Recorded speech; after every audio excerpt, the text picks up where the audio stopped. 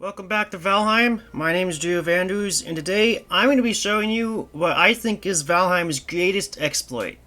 I like to call it the Second World exploit. In today's video, I will show you 6 separate applications of this exploit, which each of them were very useful. I'm going to apologize about I've been having frame skips recently. I don't know what happened, but I haven't played Valheim for about a week, and when I started playing today, I've noticed frame skips like every few seconds, or half seconds. The first application of the Second World exploit is to be able to move metals without actually having to go through the portals. So you grab your metals, you log out, and you go into your second world. I like to call my second world chest world because that's pretty much what I use it for. Then you can put all your metals or other stuff that can't be transported through the portals inside of a chest inside your chest world. This is what my chest world looks like. If you look on the map, I haven't explored very much of it. I like to have crafting stations inside of here. Say if I'm out mining, say if I'm in like the Drago dungeons where you get iron, I can mine a whole bunch and then come back here and be able to repair my pickaxe and be able to go back and mine some more after I've dropped off my raw iron. And then when you're in your desired location, you can log out and go back into this world with all the metals that you want next to your crafting station, or where you smelt your metals. Now you can grab all your desired metals out of your chest world and be able to put them where you need to have them inside your other world, without having to go through a portal. Another thing I like to do with my chest world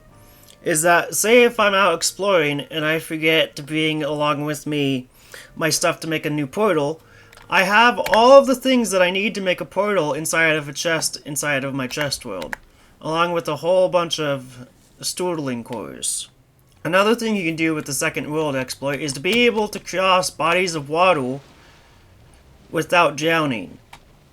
So you can get to another continent, say if you lost your boat, or if you died somewhere without making a portal and you don't want to make another boat, you can quite literally swim until your stamina depletes, go into the other world, and come back with a full set of stamina. And I can come to the chest world and be able to recover all of my stamina, and come back to the world I was just in and continue my swim across the continent. Yeah, I probably will have to do this another time to be able to make it all the way. But I did get lucky and there was a turtle shell here. If I wanted to use this to get across, I can, but I don't have to because I can use a Second World exploit. But it would be easier if I did use this.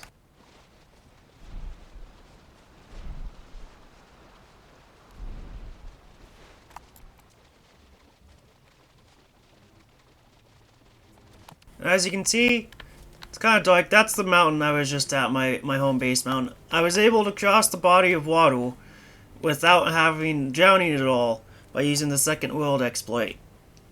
It's kind of a niche thing.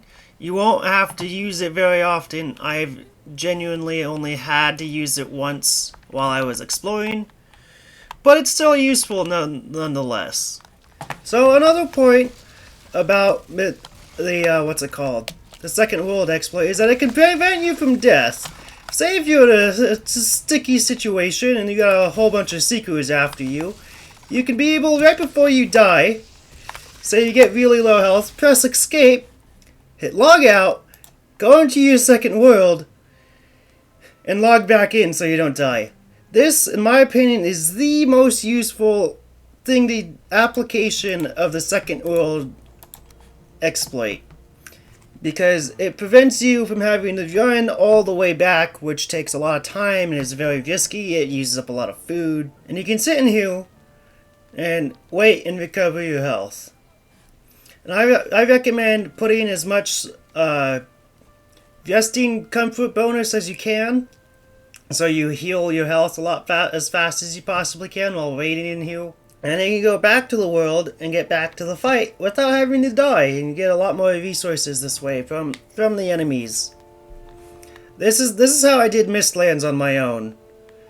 Is whenever I was close to death, I would do this. And the Seekers, they tend to not notice you right away, but It's a good way to deal with your enemies if you're having difficulty. And one time I had to help my friend because he ended up dying on my world. I ended up doing this because there was like a 1-star sequel and a secret soldier that killed him, and I did this exploit to be able to make sure he was able to come back and get all of his stuff that he had lost. Oh no, I died. Oh, I did it too late. Another useful thing is I tend to keep a wisp light inside of in here, so I can be able to grab my stuff whenever I need to from the Mistlands. Now I have to do the run of shame just to be able to get all my stuff because I didn't use the exploit quite correctly. I got a little too greedy. Another really useful thing about the second world exploit, say you're exploring and your inventory gets too full or you end up carrying too much and you don't want to really drop anything. And you can drop some of the less useful stuff and pick up if you really want. And you can't really carry anymore. So what you could do is go into the other world, drop off all your stuff, then come back, and then grab every single piece of loot you possibly can instead of having to make multiple trips through the very dangerous Mistlands. There is one issue about doing this, about doing the second world exploit, and that's when you come back into your new world, it does take away your vested bonus. But I think it's well worth it to be able to grab everything and move stuff around like how I do. I hope you guys found this video useful. If you enjoyed it or found it useful, please leave a like. It'd be fantastic if you left a sub, like a sub sandwich, or a subscribe. Both works. I'll use both of them. Thank you guys for watching. I'll see you guys next time, and goodbye.